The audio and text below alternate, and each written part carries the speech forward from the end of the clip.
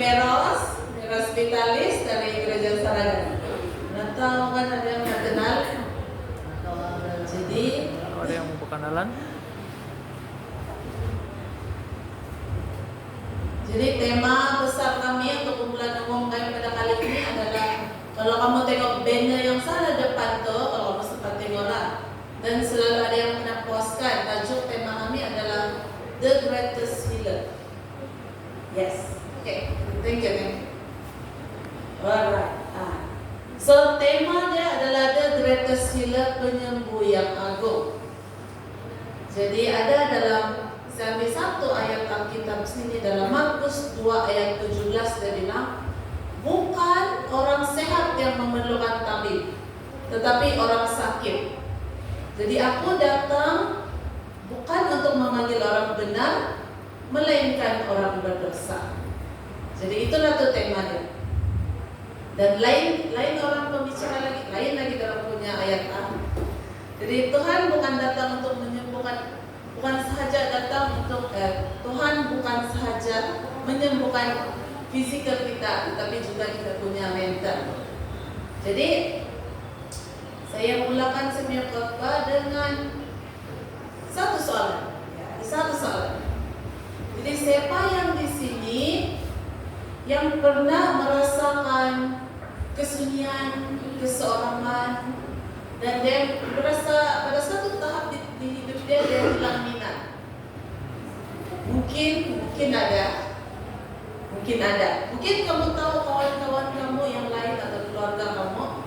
Jadi saudara-saudari, saya pun pernah mengalami perasaan seperti itu. Jadi cerita dia panjang tapi saksi pendek lah. Cerita dia begini. Dulu lepas saya balik dari college in 2018, jadi 2019 tuh saya mulai merasa kosong. Saya hilang minat, saya hilang tujuan hidup. Saya tak tahu apa yang saya mau buat sebenarnya. Apa tujuan saya hidup? Kadang-kadang saya pikir juga apa tujuan saya hidup. Jadi saya merasakan tuh perasaan sampailah tahun 2024, 2 tahun yang lalu. Satu tahun ini sudah 26, so 2 tahun yang lalu akhirnya saya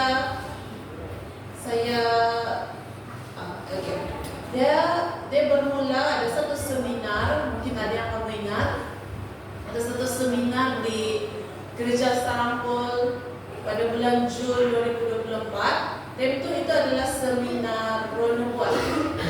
Seminar Roh Nubuat oleh Pastor Frankie Abidin. Saya tahu kalau kamu kenal Pastor Frankie, dulu dia adalah publishing director. Dan pada masa itu juga ada publishing awareness kena buat oleh EPML Alfred. Jadi di situ EPML panggil siapa yang berminat untuk menjadi literature evangelist. Jadi masa EPML bilang dia panggil, siapa yang berminat boleh tulis nama dia bilang. Saya langsung tidak tulis nama. Pasal like this time tu, pasal daerah Tenggilan, dia tanya saya lagi, Mira suka tidak menjadi LD kan? Saya bilang, tidak nih pastor, tunggu panggilan. Jadi bahaya aja kata-kata kita nih. Pada malam tu juga, saudara-saudari, pada malam tu juga Tuhan bagi saya satu panggilan. Macam mana perasaan panggilan tu? Dia orang bilang satu, macam kalau kamu pergi hiking kan, kamu rasa tu perasaan adrenalin tu bah, yang sampai di puncak baru kamu rasa, oh benar pula saya ni. Begitu. Bayangkan itu perasaan yang saya rasa selama 1 bulan. Adrenalin tu selama 1 bulan, dan tiba-tiba rasa mau menangis, tiba-tiba begitu. Jadi akhirnya selepas sebulan tu saya mengambil langkah iman. Jadi saya mendaftar menjadi seorang literature evangelist. Saya sense jatuh borang saya dengan EPML. Saya sense dia, terus tuh perasaan lega, yang terus begitu, begini gitu. Jadi saya puji Tuhan, sangat puji Tuhan, sebab tentu melalui pelayanan literature evangelist itu, saya jumpa ramai orang. Ini adalah gambar-gambar, antara gambar-gambar lah. Saya ada banyak lagi gambar sebenarnya, tapi ini yang muat di Jadi di situ, dan pengalaman ini sekarang ini pun masih lagi. Pengalaman ini mengajar saya untuk terus bergantung kepada Tuhan.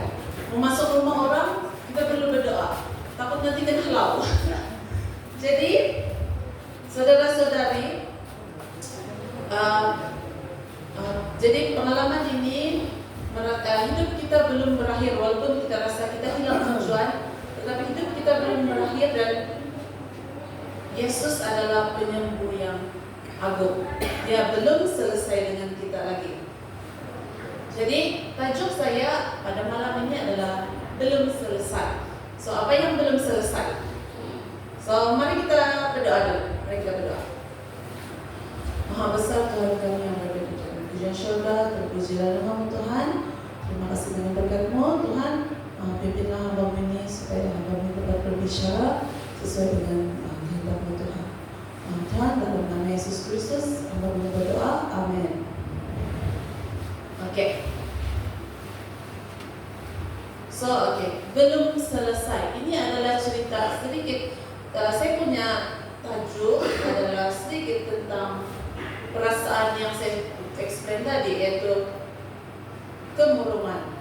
So kemurungan ini adalah, saya rasa saya bukan mau jual buku, tapi saya mau explain buku dalam tu. Kita ada satu buku khas untuk depression saja. Saya tidak jual buku. Malam ini saya bagi contoh. Jadi apa maksud tu kemurungan dari dalam si Dr. Julian Mendoza dia bilang gangguan mental yang serius yang melibatkan kesedihan mendalam dan kehilangan minat hidup sekurang-kurangnya 2 minggu, sehingga menjejaskan fungsi kehidupan harian. Jadi secara ringkasnya itu depresi atau kemurungan itu bermaksud kesedihan berpanjangan, tambah hilang minat dan dia ganggu hidup kita. Jadi saya punya depression tidaklah terlalu sangat dan mild, tapi yes ada di situ. Jadi kita tengok dalam Yesaya 41 ayat 10. Mari kita baca sama-sama. 1, 2, 3. Janganlah takut sebab aku menyertai engkau. Janganlah bimbang sebab aku ini Allahmu. Aku akan meneguhkan, bahkan akan menolong engkau. Aku akan memegang engkau dengan tangan kananku yang membawa kemenangan. Jadi itu adalah janji Tuhan kepada kita.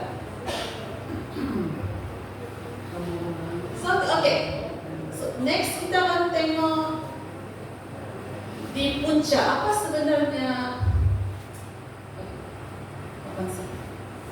sebenarnya puncak ni kemurungan? Jadi mari kita tengok. Yang pertama, dia guna beberapa faktor. Faktor yang pertama adalah tubuh. Jadi secara biologi, sebab Alkitab dan sains dia tidak berlawanan, dia saling melengkapi. Jadi ada faktor tubuh, faktor biologi tubuh.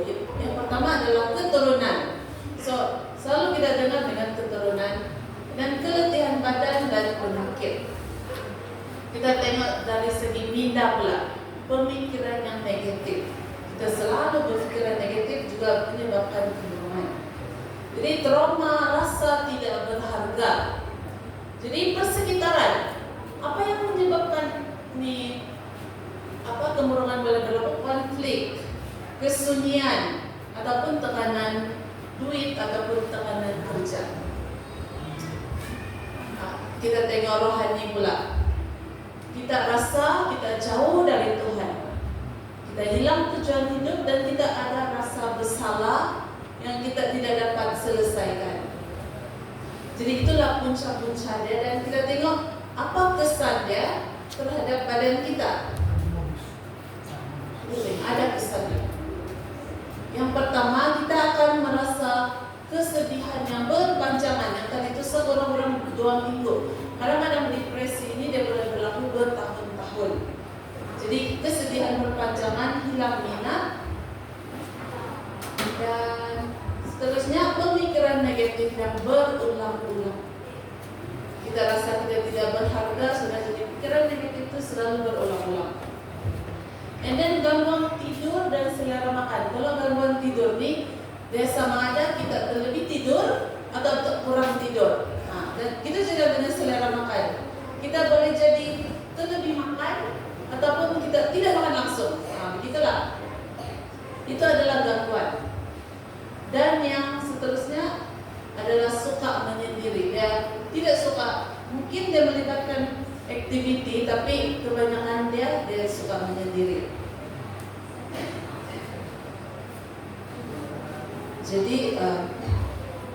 Jadi saudara-saudari, kadang-kadang kita merasakan bahwa ini penyakit model. Oh, inilah penyakit model, kemurungan orang bilangan. Tapi sebenarnya dalam Alkitab pun ada satu cerita tentang depresi. Jadi kita boleh tengok dalam 1 Raja-Raja 19 ayat 1 sampai 8. Satu pasal itu. Jadi 1 Raja-Raja bukan satu pasal, 1 sampai 9, 1 sampai 8 saya ambil. So ayat yang 1 hingga ke-3 itu adalah tentang bagaimana si Elia dia menentang tuh nabi-nabi Baal di Gunung Karmel. Jadi dia sudah menang di situ, tetapi bila tuh Ratu Isabel dengar, terus dia kena ancam bunuh. Jadi siapa tidak takut kan kalau dapat ancaman bunuh. Jadi dia sangat dia sebenarnya nabi yang begitu bergantung kepada Tuhan, tapi tiba-tiba dalam ayat yang keempat dia bilang, cukuplah tuh, dia bilang. Dia berdoa dengan Tuhan, dia cakap dengan Tuhan, cukuplah tuh, dia bilang. Sekarang ya Tuhan, ambillah nyawaku. Nah, sebab aku ini tidak lebih baik daripada nenek moyangku. Nah, dia adalah nabi yang begitu kuat, tapi bila dia mendengar ancaman daripada manusia yang lain, Ratu Isabel itu, terus dia rasa putus asa. Terus dia rasa tidak mau hidup lagi. Nah, jadi apa yang Tuhan buat? Apa yang Tuhan buat kepada si Elia? Jadi Tuhan tidak terus menegur dia secara keras, kau nih begini. Tuhan tidak marah-marah. Apa yang Tuhan buat adalah Tuhan bagi makan. Tuhan bagi dia makan. Dia bilang Tuhan tidak menegur, dia terlebih dahulu memulihkan secara fisikal sebelum rohani. Apa yang Tuhan buat adalah Tuhan bagi dia makan, dia semua si Elia makan dulu kau. Dia makan, dia tidur, dia makan lagi, terus dia tidur lagi. Begitu. Jadi setelah itu si Elia pun bangkit dan dia berjalan menuju ke Gunung Horeb dan dia berjalan selama 40 hari 40 malam. Jadi Tuhan sangat memberikan, Tuhan bagi pemulihan itu sesuai dengan si Elia punya apa yang dia perlu. Jadi Tuhan belum selesai dengan Elia dan Tuhan juga belum selesai dengan kita. Ada satu lagi cerita Alkitab. Nah, cerita si Daud. Tadi si G, dia sudah nyanyi lagu Mazmur 23. Tuhan adalah gembalaku. Tuhan gembalaku yang baik, dalam 71. Jadi kita sudah dengar tuh lagu tadi, tapi itulah saya tidak tulis di sini. Tapi kita ambil 23 ayat 1. Dia bilang Tuhan adalah gembalaku, takkan kekurangan aku. Jadi kita boleh nampak dalam si Nabi Daud nih, Raja Daud, dia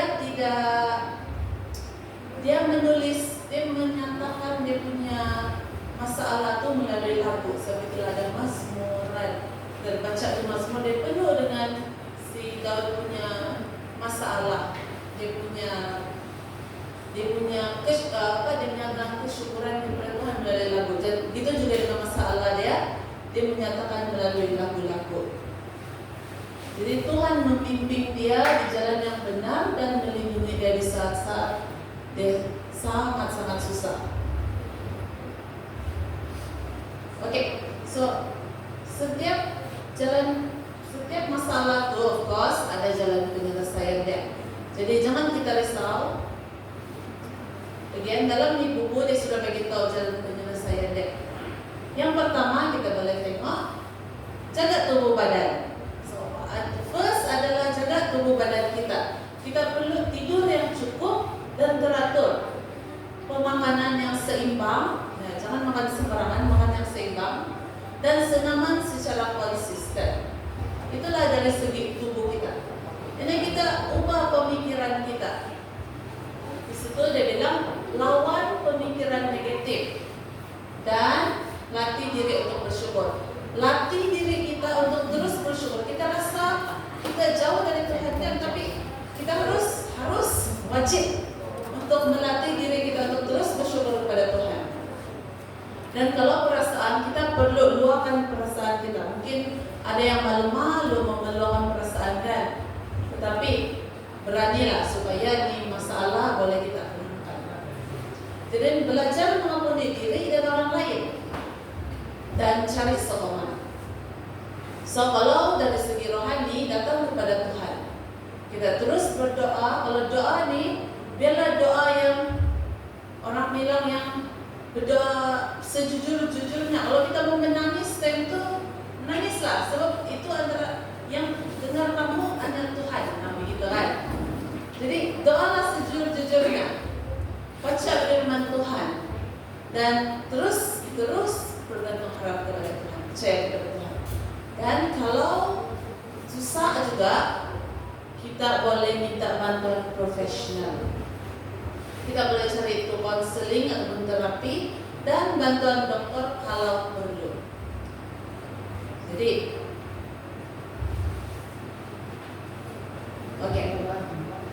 jadi itu adalah masalah apa kesan daripada badan kita dan apa jalan keluar, apa penyelesaiannya. Jadi ada satu lagi cerita.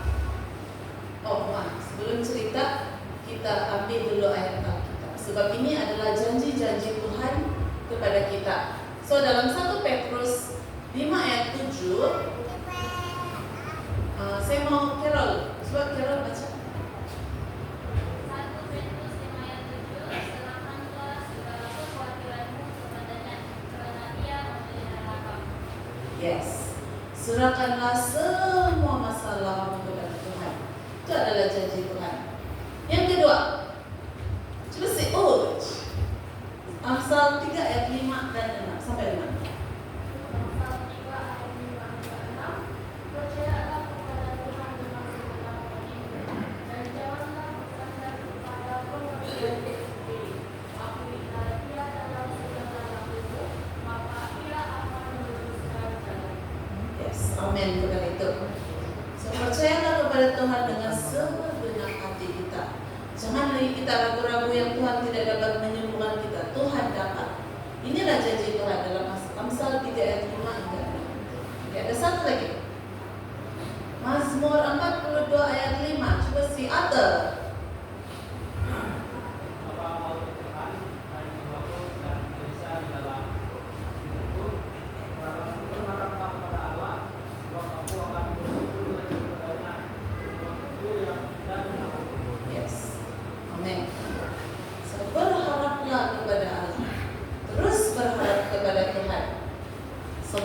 Janji-janji Tuhan di dalam Alkitab ini, apa yang kita perlu buat adalah baca.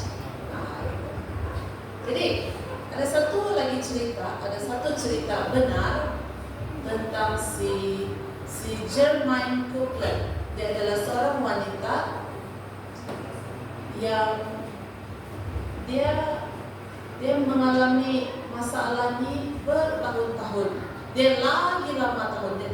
Sebab ini cerita dia. Ini muka dia. Ini muka dia.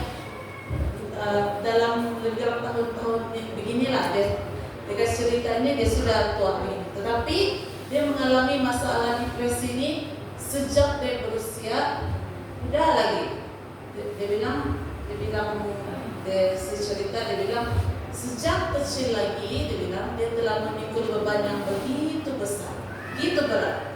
Sebab pada usia dia 2 tahun dia telah melihat adik dia pada masa itu berusia 10 bulan mati dalam satu kemalangan yang tragik. Jadi sejak kejadian itu dia telah meletakkan satu pembohongan dalam hati. Dia bilang, oh salah saya, oh adik saya itu kemalangan adik saya itu disebabkan oleh saya, dia bilang. Jadi dia merasakan diri dia itu satu kesilapan. Jadi itu luka dia itu yang tidak nampak tuh, dia tidak sembuh, dia hanya terpendam tahun demi tahun. Sehinggalah dia sudah berkahwin dan akhirnya pada satu saat, satu tempo dia tidak tahan lagi. Dan dia ini adalah dia daripada keluarga seorang pastor. Jadi, tapi itu tidak bermakna dia boleh terlepas daripada masalah begitu. Dia terus menyalahkan diri dia dan dia terus dalam keadaan depresi. Jadi hingga pada satu saat dia tidak tahan sudah, dia akhirnya dia berdoa kepada Tuhan. Ini doa dia bilang, Tuhan, saya letih, dia bilang, saya tidak sanggup lagi. Jika Engkau benar-benar ada, tolonglah saya, dia bilang, saya tidak mau hidup begini lagi. Jadi dia sangat terdesak sudah itu, dia tidak lagi mau. Tapi pada malam itu dia bermimpi satu mimpi. Dia berdiri di satu kawasan yang kering. Jadi itu tanah sangat kering dan yang macam yang langsung tidak ada tumbuhan pun. Jadi dia nampak Yesus di satu sudut, di depan, lebih kurang di depan dia. Dia nampak Yesus sedang mencampur ke tanah, membajak ke tanah. Jadi perlahan-lahan dia nampak ke tanah, tidak lama kemudian ke tanah pun sedikit demi sedikit berubah dari keras menjadi lembut dan dari kering menjadi subur. Jadi dia terus terbangun dan dia menangis. Sebab dia tahu yang tanah itu adalah hati yang keras dan terluka. Dan Tuhan tidak membiarkan dia, dan dia bilang itulah titik perubahan di dalam diri dia.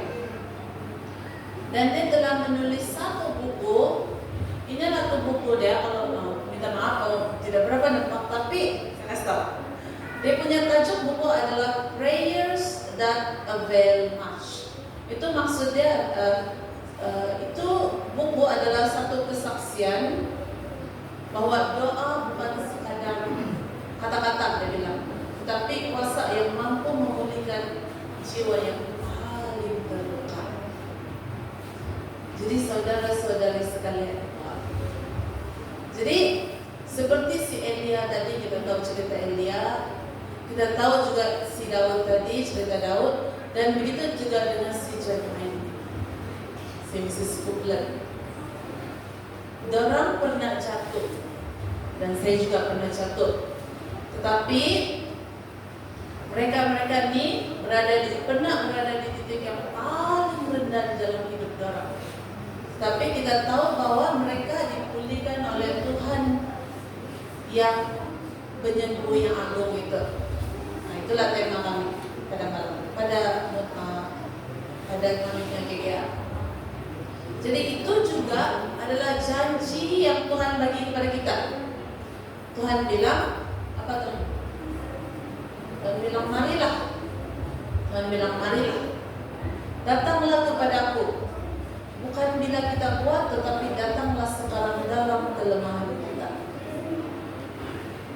Sebab janji Tuhan dalam Matius 11 ayat 28 bilang, marilah kepadaku semua yang letih lesu dan berbeban berat. Aku akan memberikan kelegaan kepadamu. Nah, so kita boleh pegang tuh janji. Dan kalau boleh, jangan tunggu lama-lama. Ada lagu teman, jangan tunggu lama-lama. Datanglah pada saat kita yang paling lemah. Jadi ingat, cerita hidup kita belum selesai lagi. Dan karena Tuhan masih bekerja di dalam kehidupan kita, kita tidak tahu bila Tuhan akan bagi kita tuh panggilan, tetapi kita tahu kita akan terus bergantung harap kepada Dia. So malam ini janganlah kita pulang dengan hati yang sedih, pulanglah dengan hati yang penuh dengan harapan. So itu saja. Selamat malam dan Tuhan memberkati.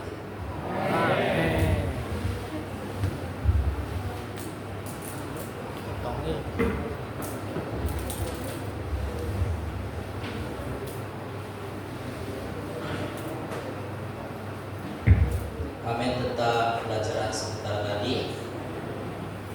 Jadi melalui pelajaran tadi kita tahu Yesus sebagai penyembuh agung yang dapat menyembuhkan orang-orang yang ada depresi dan kemurungan.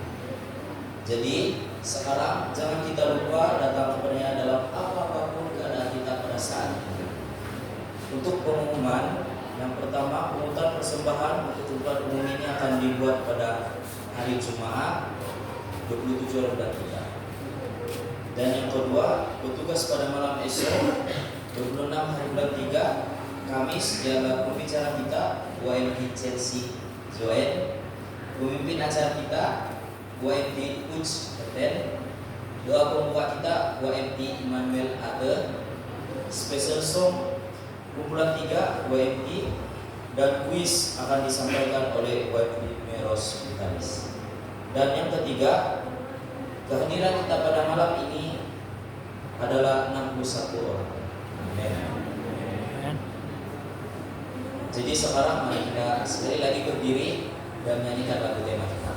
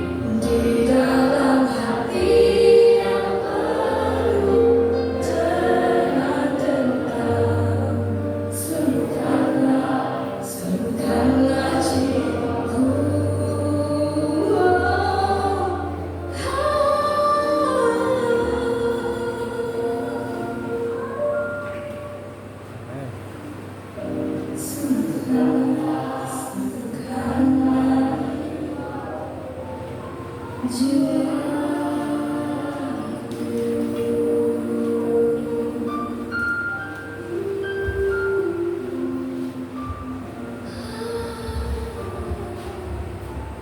tunduk kepala.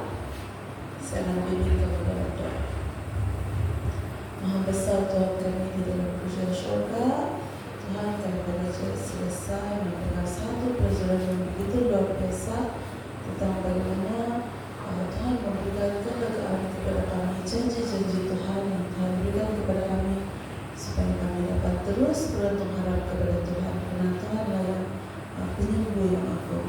Tuhan di surga, Tuhan pimpinlah setiap satu pendengar pada malam ini supaya apa juga yang kami dengar pada malam ini dapat kami bawa di dalam kehidupan kami Tuhan.